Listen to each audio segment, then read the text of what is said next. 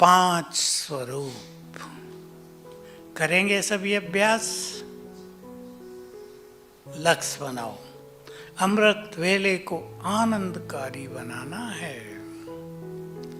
पांच स्वरूपों के अभ्यास से शुरू करके देखो। श्याम के योग को स्टेबल करना है, मन स्टेबल, बुद्धि स्थिर।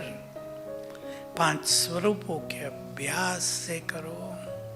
क्लास से पहले योग में जो बैठते हैं जाकर, मुरली से पहले जाना चाहिए। थोड़ी देर भी 10 मिनट अगर योग हो जाए तो मुरली को धारण करने की शक्ति आ जाएगी। सुना होगा आप सबने, अंडरलाइन करा देता हूँ 4-5 दिन पहले की मुरली।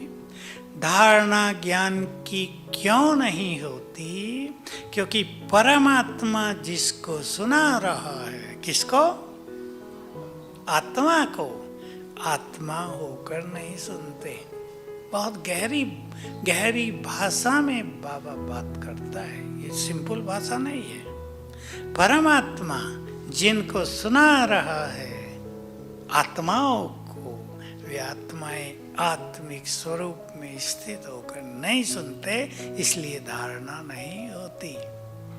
नहीं तो बार बार मुरली सुनते हुए भगवान सुनाए, धारणा होगी। इसकी आदत डालेंगे सभी, स्टूडेंट्स को भी सिखाएंगे। टीचर सफल वो जो मुरली में रस भर दे। पांच स्वरूप उठते ही, शुरू में अव्यक्त बाबा की ये बात बहुत चलती थी।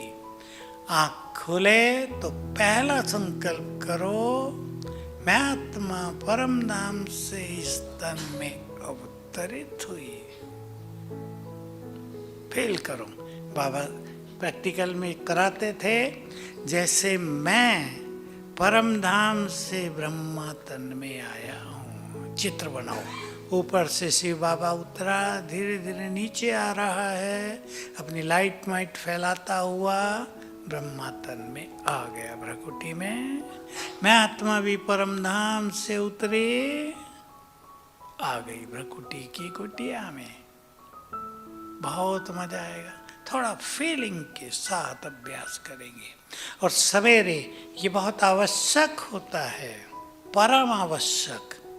सभी समझ लें, ब्रेन को, मन को एक्टिव करना, एक्टिव करना। क्योंकि सो के हम उठे हैं तो ब्रेन भी डल होता है, शांत होता है। उसे एक्टिव करेंगे तो अच्छे अच्छे अभ्यास होंगे। तब मन उन चीज़ों को अनुभव करेगा। अगर ब्रेन डल है, ब्रेन की बात कर रहे हैं हम, मन काम नहीं कर रहा अच्छा, तो योग की अनुभूति सुंदर नहीं होगी। इसलिए बाबा ने क्या कहा?